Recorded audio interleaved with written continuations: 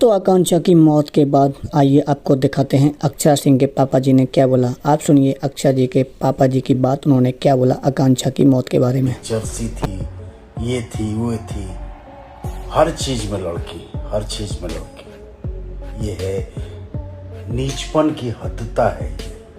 मैं अभी लाइव आता नहीं, लेकिन लाइव आया हूँ लड़कियों को सचेत करने, जागृत करने कि तुम ऐसे कोई भी कदम ना उठाओ जिससे ऐसी दुर्गति हो। समाज में इस तरीके के लोग भरे पड़े हैं।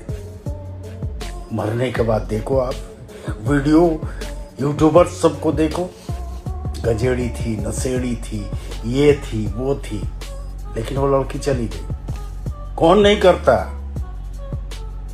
आप बताओ, कौन नहीं करता?